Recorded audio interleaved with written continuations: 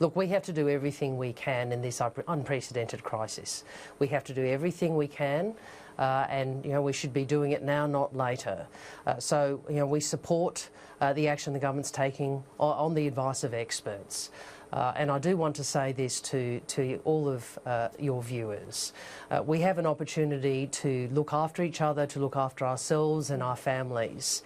And notwithstanding that I thought the Prime Minister's press conference was as clear as mud, the one thing that he did say that I think is really important, which is this: stay home unless absolutely necessary.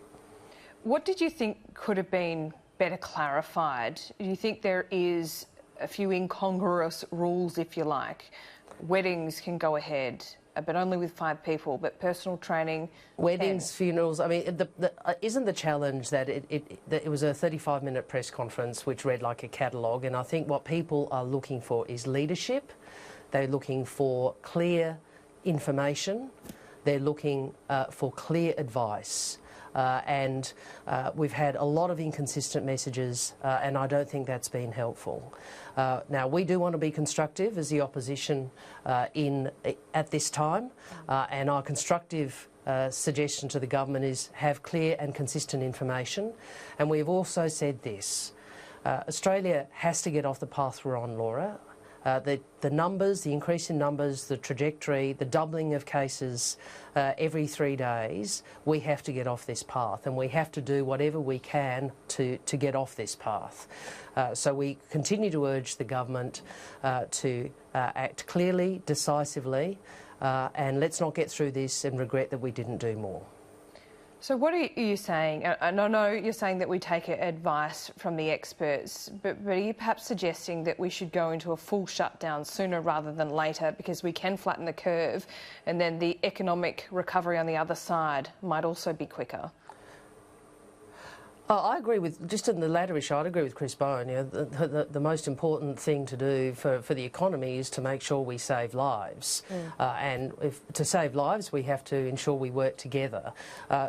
We have said as an opposition that we should act urgently. The government should act urgently.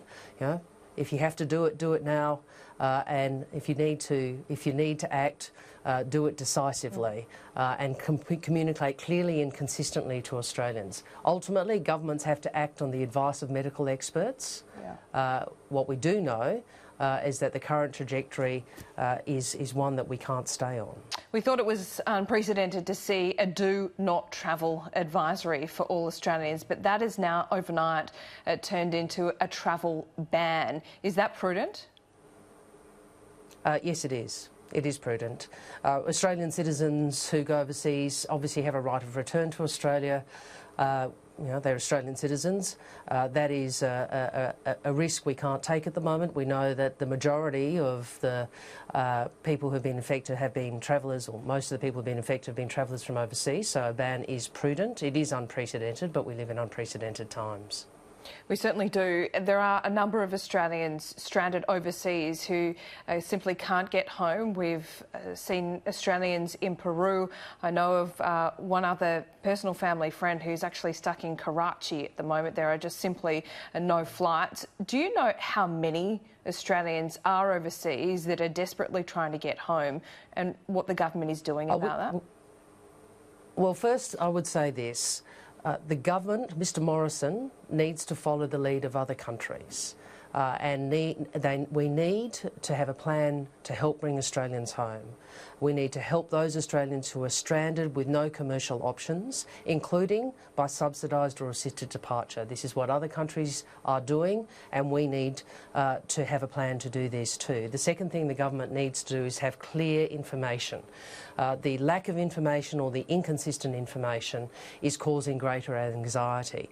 Now, I know that DFAT is working hard. I know this is unprecedented. This is an overwhelming demand upon people.